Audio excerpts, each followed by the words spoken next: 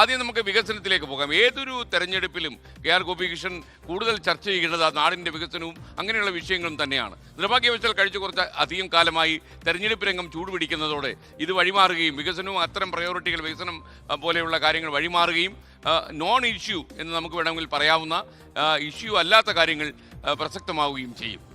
എനിക്ക് തോന്നുന്നു SKN ഈ ഒന്നാം നരേന്ദ്രമോദി സർക്കാർ അധികാരത്തിലേറ്റതിന് ശേഷം പിന്നീട് അങ്ങോട്ട് ഒരുപക്ഷെ ഈ ഇന്ത്യയിലെ തന്നെ വിവിധ സംസ്ഥാനങ്ങളിലെ തെരഞ്ഞെടുപ്പിൻ്റെ രീതികളെ സ്വാഭാവികമായിട്ടും അതിൻ്റെ സാമുദായിക സമവാക്യങ്ങളെ കൂടി ബന്ധപ്പെടുത്തി മനസ്സിലാക്കാൻ, അതായത് ഒരു സോഷ്യൽ എഞ്ചിനീയറിംഗിൻ്റെ ഒക്കെ ഭാഗമായിട്ട് കൃത്യമായിട്ട് വോട്ട് ബാങ്കുകൾ സൃഷ്ടിക്കുക, വോട്ട് ബാങ്കിൻ്റെ നീക്കങ്ങൾ പരിശോധിക്കപ്പെടുക, അതിനനുസരിച്ചിട്ടുള്ള നയങ്ങൾ രൂപീകരിക്കുക, ഈ തരത്തിലേക്ക് ഈ രാജ്യത്തിൻ്റെ തന്നെ പൊതുവേ ഉള്ളൊരു തെരഞ്ഞെടുപ്പ് രീതികൾ മാറി എന്ന വിലയിരുത്തൽ പൊതുവായി തന്നെയുണ്ട്. അതിൻ്റെ ഭാഗമായി ഇപ്പോൾ കേരളത്തിലും കഴിഞ്ഞ ദിവസങ്ങളിലൊക്കെ തന്നെ നമ്മൾ സംസാരിച്ചു കൊണ്ടിരിക്കുന്നതും ചർച്ച ചെയ്തുകൊണ്ടിരിക്കുന്നതും ഡീലുമായി ബന്ധപ്പെട്ട കാര്യങ്ങളാണ്. ഈ ഡീലൊക്കെ അല്ലെങ്കിൽ സാമുദായിക സമവാക്യങ്ങളൊക്കെ തന്നെയാണോ കേരളത്തിലെ ജനവിധി അക്ഷരാർത്ഥത്തിൽ നിർണ്ണയിക്കാനും സ്വാധീനിക്കാനും പോകുന്നത് എന്ന കാര്യം ഒരു തർക്ക വിഷയമാണ്. പക്ഷേ 10 വർഷം നിന്ന ഒരു സർക്കാർ, ആ സർക്കാരിന് സ്വാഭാവികമായി ഉണ്ടാകേണ്ടതാണ് ഒരു ജനവിരുദ്ധ വികാരം അല്ലെങ്കിൽ ഒരു ആന്റി ഇൻകംബൻസി ഫാക്ടർ എന്ന് പറയുന്നത് സ്വാഭാവികമായി ഉണ്ടാകേണ്ട ഒന്നാണ്. പക്ഷേ അത്രത്തോളം അല്ലെങ്കിൽ സാധാരണ നിലയിൽ കേരളത്തിൽ മാറി മാറി മുന്നണികൾ ഭരിക്കുന്ന ഒരു സംവിധാനം ഉണ്ടാകുന്നത് പോലെ അത്രമാത്രം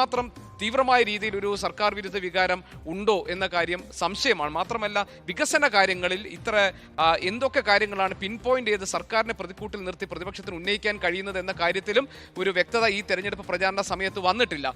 മാത്രമല്ല പ്രതിപക്ഷം യഥാർത്ഥത്തിൽ പറയാൻ ഉദ്ദേശിച്ചിരുന്നത് ഒരു വികസന കേരളത്തെ അവതരിപ്പിക്കാൻ പാകത്തിലുള്ള ചില പുതിയ നയരേഖ അവതരിപ്പിക്കുക. ഇപ്പോൾ അവരുടെയൊക്കെ ഈ പ്രകടന പത്രികയൊക്കെ വരാനിരിക്കുന്നുള്ളൂ, അതിനകത്തുള്ള വാഗ്ദാനങ്ങൾ എന്തൊക്കെയാണ് നമ്മൾ മനസ്സിലാക്കാൻ പോകുന്നുള്ളൂ. പക്ഷേ ആ നിലയിൽ കേരളത്തെ അടുത്ത 5 വർഷത്തേക്ക് അല്ലെങ്കിൽ അടുത്ത 10 വർഷത്തേക്ക് അല്ലെങ്കിൽ ഒരു 1/4 നൂറ്റാണ്ടിലേക്ക് കേരളത്തെ എങ്ങോട്ടാണ് നയിക്കേണ്ടത് എന്ന കാര്യത്തിലുള്ള ഒരു നയരേഖയോ രൂപരേഖയോ ഒക്കെ അവതരിപ്പിക്കുമെന്നാണ് VD സതീശൻ പറഞ്ഞിരുന്നത്. അപ്പോൾ ഇത്തരം കാര്യങ്ങൾ താങ്കൾ പറഞ്ഞതുപോലെ തന്നെ അടിസ്ഥാനപരമായി നാടിൻ്റെ നന്മയും ജനങ്ങളുടെ പുരോഗതിയും വികസനവും ഒക്കെ അതിനൊക്കെ മുൻഗണന നൽകിക്കൊണ്ടുള്ള ഒരു കാഴ്ചപ്പാടും പദ്ധതികളും വാഗ്ദാനങ്ങളുമാണ് യഥാർത്ഥത്തിൽ രാഷ്ട്രീയ പാർട്ടികൾ ഒരു ജനാധിപത്യ സംവിധാനത്തിൽ നാടിന് മുന്നിൽ അവതരിപ്പിക്കേണ്ടത്. നിർഭാഗ്യവശാൽ ആ നിലയ്ക്ക് വലിയ ചർച്ചകൾ ഈ തെരഞ്ഞെടുപ്പ് പ്രചാരണ രംഗത്ത് കാണുന്നില്ല.